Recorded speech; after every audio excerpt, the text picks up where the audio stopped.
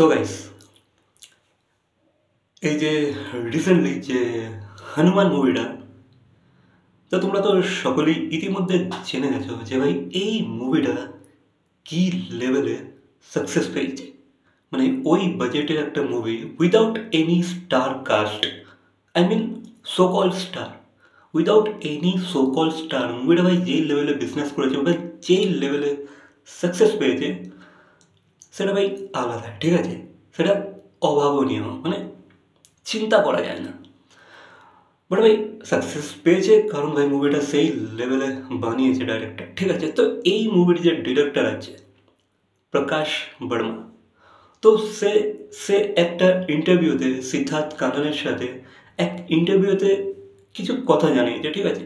তো সেগুলো নিয়ে ডিসকাশন হবে। তো সেখানে সে জানিয়েছে যে ভাই সে অনেকটা টাইম ওয়েস্ট করেছে, মানে সে সেটা রিগ্রেট করছে আজকে, ঠিক আছে? যে ভাই সে তার অনেকটা সময় ওয়েস্ট করে ফেলেছে শুধুমাত্র ওয়েট করতে করতে ওই সব সোকল স্টারদের, লাইক সে রামচরণের জন্য ওয়েট করেছে, আল্লু অর্জুনের জন্য ওয়েট করেছে, জুনিয়র এনটিআরের জন্য ওয়েট করেছে। ইভেন সে এটাও বলতে চেয়েছে যে ভাই আমি তো চাইলে টম ক্রুজের জন্য ওয়েট করতে পারতাম, বাট ভাই আমি এখন সেটা রিগ্রেট করি যে ভাই আমি তাদের তাদের জন্য কেন এতটা টাইম ওয়েস্ট করলাম।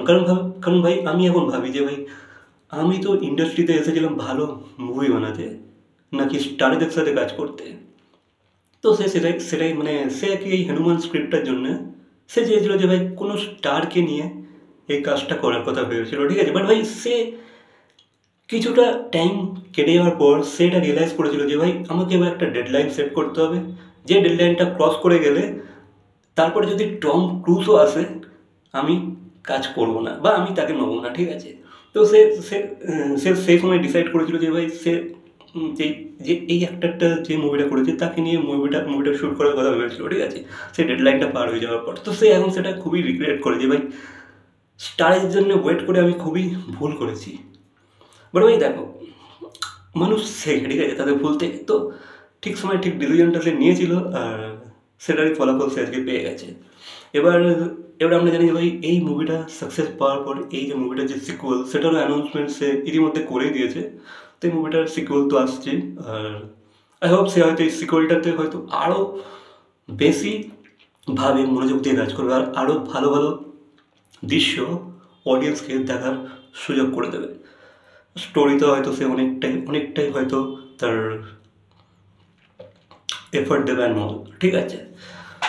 তো দেন আমরা এখানে এটাই বুঝতে পারলাম যে ভাই সে আর স্টারেদেরকে অতটা তেল লাগাচ্ছে না বা স্টারেদের জন্য অপেক্ষা করছে না, ঠিক আছে? তাদের ডেটের জন্য বা তারা হ্যাঁ বলবে কি না সেসবকে সে আর তোয়াক্কা করছে না, কারণ সে বুঝতে পেরে গেছে যে ভাই কন্টেন্ট ইজ দ্য কিং, সেটা সে বুঝতে পেরে গেছে। আর এটার সিকুয়েলের অ্যানাউন্সমেন্টও সে করে দিয়েছে।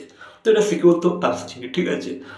আর আই থিঙ্ক দিস টাইম হয়তো এর বাজেটটাও আরও বেড়ে যাবে, সে বাজেট পাবে, ঠিক আছে? সে এখন অনেক অফারও পাচ্ছে বলিউড থেকে, বাট ভাই সে এখন বলিউডের কোনো অফারেতে এখন কোনো অফারকে এখন অ্যাকসেপ্ট করছে না, কারণ সে এখন এই প্রজেক্টটার উপরে তার মনোযোগ দিয়েছে, ঠিক আছে? তো সে সে এই কথাটা বলেছে তার ইন্টারভিউতে। তো কারণ সে এখন বলিউডের সব প্রজেক্টকে মোটামুটি রিজেক্ট রিজেক্ট বলবো না, বাট ভাই সে এখন সাইড রেখেছে, ঠিক আছে? সে এখন ইতিমধ্যে এই সময়ের মধ্যে ভাই সে এখন অ্যাকসেপ্ট করছে না। সে হয়তো পরে করবে হয়তো বলিউডে কিছু প্রজেক্ট, বাট এই মুহূর্তে সে কোনো বলিউডের প্রজেক্টকে অ্যাকসেপ্ট করতে চাইছে না। সে তার ওই কাজটার উপরে ধ্যান দিতে চাইছে। আর আই থিঙ্ক যেটা খুবই একটা ভালো কথা, ঠিক আছে?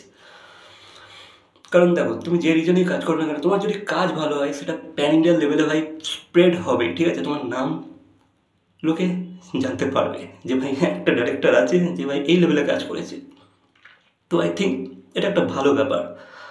আর লেটস সি কী হয় সিকুয়েলটা। তো এই ছিল আপডেট। ভিডিওটা ভালো লাগলে লাইক কমেন্ট শেয়ার সাবস্ক্রাইব। তো দেখা হচ্ছে পরবর্তী কোনো ভিডিওর সাথে। Till then by.